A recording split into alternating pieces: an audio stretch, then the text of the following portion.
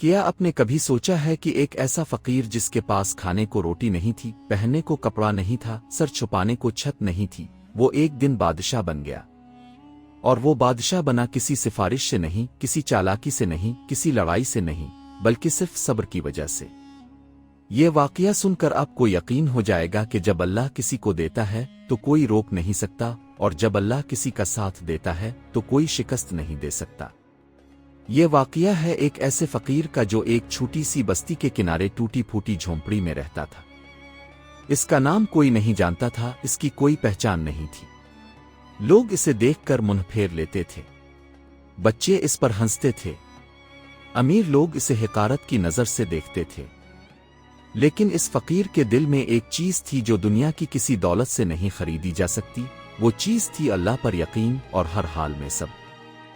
جب صبح اٹھتا تو الحمدللہ کہتا، جب بھوکا سوتا تو الحمدللہ کہتا، جب لوگ اسے تنگ کرتے تو وہ دل میں کہتا، اللہ تو دیکھ رہا ہے، تو جانتا ہے، تیرا شکر ہے۔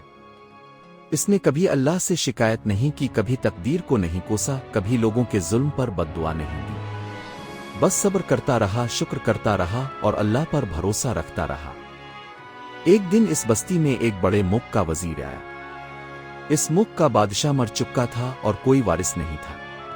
ملک کے دانشوروں نے فیصلہ کیا تھا کہ جو شخص سب سے زیادہ صابر، شکرگزار اور نیک دل ہوگا وہی بادشاہ بنے گا۔ وزیر نے کئی شہر اور بستیاں چھان ماری تھیں، لیکن کوئی ایسا شخص نہیں ملا جو ہر حال میں راضی رہے۔ جب وزیر اس بستی میں آیا تو اس نے لوگوں سے پوچھا، یہاں کوئی ایسا شخص ہے جو غریب ہو لیکن کبھی شکایت نہ کرتا ہو؟ بستی والوں نے ہنستے ہوئے اس فقیر کا نام لیا، وہ تو پاگل ہے، ہر وقت الحمدللہ کہتا رہتا ہے، بھوکا بھی رہے تو شکر کرتا ہے۔ وزیر فقیر کے پاس گیا، اس نے فقیر سے کئی سوال کیے، اس کی زندگی کا حال جانا اور اس کے صبر کو پرکھا۔ فقیر کا ہر جواب میں صبر تھا، ہر بات میں شکر تھا، ہر سوچ میں اللہ تھا۔ وزیر کی آنکھیں بھر آئیں۔ اس نے کہا، میں ہزاروں میل سفر کر کے آیا تھا، آج میری تلاش ختم ہوئی۔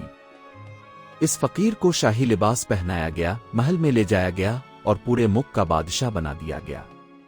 لوگ حیران تھے، وہی فقیر جسے کل کوئی نہیں پہچانتا تھا آج تخت پر بیٹھا تھا۔ لیکن یہ اللہ کا فیصلہ تھا، اور اللہ کا فیصلہ کوئی نہیں بدل سکتا۔ حضرت محمد صلی اللہ علیہ وسلم نے فرمایا، صبر کرنے والوں کو اللہ بے حساب اجر دیتا ہے، دنیا میں بھی اور آخرت میں بھی۔ جو شخص مصیبت میں اللہ کا شکر ادا کرے، اللہ اس کی مصیبت کو نعمت میں بدل دیتا ہے۔ اگر آج آپ کی زندگی میں تکلیف ہے، غربت ہے، پریشانی ہے، تو صبر کریں، شکر کریں اور اللہ پر بھروسہ رکھیں۔ اللہ کا وعدہ ہے کہ وہ صابرین کے ساتھ ہے، اور جس کے ساتھ اللہ ہو اسے کوئی شکست نہیں دے سکتا۔ آمین۔